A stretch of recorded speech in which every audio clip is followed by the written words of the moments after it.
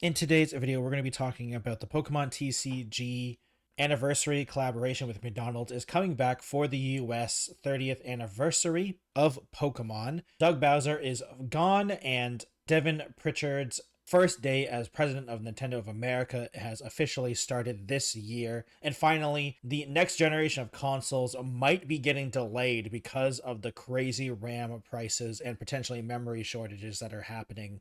That is what we're going to be talking about today. Please subscribe to the channel if you haven't already. I'd really appreciate it if you do. Now let's get right into the video. Starting with the fact that the Pokemon Company is bringing back the Pokemon trading card game 30th anniversary cards. If you remember correctly, we made a video on this a while ago when it first came out, because it came out exclusively in Japan because it has an exclusive Pikachu card of Pikachu eating a McDonald's hamburger, basically. And it went crazy with the scalpers. Like, people were getting super screwed over in Japan. There were pictures of just tons of Happy Meals just being stacked and being thrown away because people were buying the Happy Meals on bulk and just grabbing the cards and going and just like leaving, and they weren't even bothering with the Happy Meals. So it is slightly interesting that the card is coming back for the US because while it was probably a good collaboration in terms of sales and money, the PR was not there. A lot of people were criticizing both McDonald's and the Pokemon Company for how this was run. So it is slightly surprising to see it come back, only because they ended the promotion early in Japan, because I thought they were going to do another one in Japan before they did the one in the US, unless this is something going to be happening at the same time in US and Japan. But it does, from the most part, seem like it will be available in the US only for this one, for the 30th anniversary, for this one at least.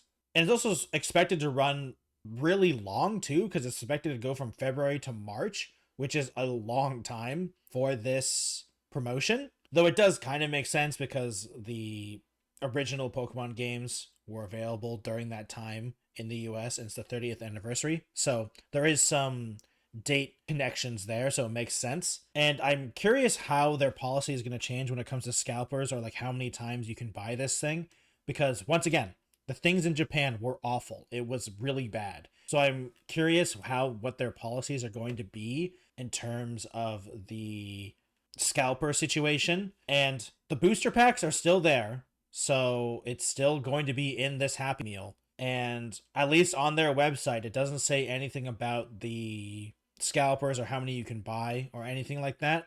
So it's going to be interesting to see how it actually goes. But at least according to Dexerto and PokeBeach, it seems to be going forward, and it doesn't seem to be changed that much, which really sucks for the fans who just want to collect the cards, because it looks like the scalpers are probably going to be winning this fight as well. And I feel bad for anyone who enjoys the Pokemon TCG, because scalpers have been notoriously making it terrible for them, and it hasn't really been solved. Like, scalpers are hurting a lot of industries, don't get me wrong, but it definitely feels like the Pokemon card game specifically is getting targeted really hard because, it's Pokemon. So a lot of people want to buy that type of stuff. And it really sucks for the kids or just anyone who wants to buy this type of stuff. So hopefully the policies have changed a little bit.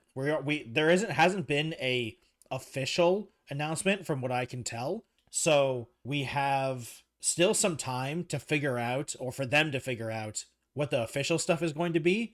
But it's pretty much guaranteed that's going to be happening between February and March. So, and with Pokemon Day being in February, it's most likely going to be then. So we'll have to see. And I'm curious if it's going to be the US only, or if it's going to be all around. Because the Pokemon cards are in English now, so it could be also other places as well. But we'll see. Moving on from the Pokemon Company to just Nintendo, Doug Bowser, the now ex-president of Nintendo of America, has officially left his position now in 2026. And now Devin Pritchard's first day as the president of Nintendo of America is officially a couple days ago, her first day. And a lot of people online, like Dexerto and Twitter especially, were making a really big deal about this. And the reason I wanted to talk about it is because simply, I think people have forgotten the role of Nintendo of America nowadays. Long ago, when Reggie was president of Nintendo of America, Nintendo of America still had some choices. There were still a lot of choices Nintendo of America could do, but especially now that Reggie's gone, and it seems like the influence of Nintendo of America is basically zero, Nintendo of America is a localization company, basically, and a marketing company. That is basically it. And I feel like people are kind of forgetting that at this point because it really feels like Nintendo of America, since Reggie left, hasn't really been what you would think of a Nintendo company to be. But the Japanese branch of Nintendo, the main branch, are the big bosses. And when Reggie was there, he could influence some things. For instance, it's pretty much confirmed that Reggie was one of the big reasons for the bundle of the Wii and Wii Sports, which is also why the Switch and the Switch 2, and that I can't even remember the game's name, but it was basically the interactive manual that definitely should have been a bundle, wasn't a bundle because it was Reggie's influence doing the whole bundle scheme with that game, with the Wii Sports and Wii. And a lot of people, like, don't get me wrong, I'm sure Devin Pritchard's and Doug Bowser's role of CEO or president of Nintendo of America, I'm sure they're not doing some things. I'm sure there's something being done. I'm not saying they don't have jobs or it's like a fake job or anything like that. But I think people are forgetting what Nintendo of America really is, and that is a localization and marketing company for the English side of Nintendo of Japan. Because that's what they are. They are not huge publishers are making their own games. It is mostly the Japanese side, which I feel like is unfortunate because I do think you have some good opportunities to actually make some English focused side of Nintendo games. I think that is a market they could go for, but I doubt Nintendo is ever going to do that. But it's going to be interesting to see if this means anything. I doubt it though, unfortunately. To be fair, she is a bigger veteran than Doug Bowser was. Doug Bowser was only with the company for 10 years before he became president, and Devin Pritchard's has been there for 20 years. So maybe she might have a little bit more influence. Maybe she could do some things, but it does feel like the power of Nintendo of America has definitely gone down significantly since Reggie left, because Reggie was a big figure. And honestly, Doug Bowser basically did nothing. Like, I'm not at least in public eyes. He did like the one thing when he was announced as the president, and then basically that's it. And hopefully Devin Pritchard's time as president of Nintendo of America will be actually more memorable than Doug Bowser, because Doug Bowser's name is the only thing people remember because he basically did nothing else. So hopefully she actually has a bigger impact, but this is only time will tell. And lastly, it's time to talk about the RAM prices and how potentially they might be actually delaying the next generation of consoles. And I think personally that is a good thing. So Insider Gaming talked about the RAM prices and the ongoing price increases of the RAM specifically, and how, according to some of their sources, that there is going to be a problem with supply and a problem with mass producing consoles at a competitive pricing range. Now, to be fair, I disagree with what most AAA companies think competitive prices are, but that's a whole different topic. But even with them doing that, it seems that because of how expensive RAM is nowadays, it seems that they are unlikely to be able to mass produce something and still make it priced at not like multiple thousands of dollars, which is what RAM sometimes is nowadays. And the graphics cards are crazy expensive as well. And it seems to making a interesting situation where technically, if we go by the how long it's been, the PlayStation 6 and the next generation of Xbox should be happening soon. And the Switch 2 just dropped as well. So like the next generation should be hitting soon. But it seems that it's going to be delayed. And honestly, in my opinion, that is a good thing. Because this current generation of consoles, the PS5, the Xbox Series X specifically, have basically not had a generation yet. Because in terms of exclusive games for this generation, there are very few. It's basically, for Sony, it's like Spider-Man and Astrobot, and that's basically the only two games that I can think of off the top of my head for being exclusive PS5 games. Because most games are still going on PS4 and PS5 for Sony, and for the Xbox, I mean, they're basically not releasing games unless you're Obsidian. So I feel like this console generation hasn't had games yet. So like the PS4 had games. It had the Horizon game, it had the God of War games, it had the first Spider-Man game, and some others. I know that, but it feels like I can name more games from the PS4 that were exclusive for PS4 than the PS5. And the Xbox games, I mean, to be fair, Microsoft is a whole different situation because they're just a mess. But in terms of games that are exclusive to this generation, I can't think of that many that are just PS5 and Xbox Series X or Xbox Series.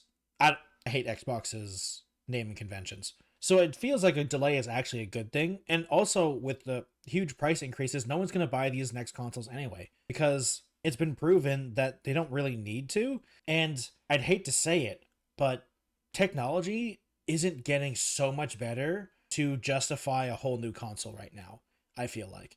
I feel like there's been technology leaps where new consoles were reasonable, but we're getting to the point where it's really hard to justify buying a new console with the current technology improvements because the AI, first of all, the AI stuff just doesn't seem to be that much better. It isn't really doing anything for video games specifically, at least the AI that they're pushing. So it does feel like it's sort of not really an improvement.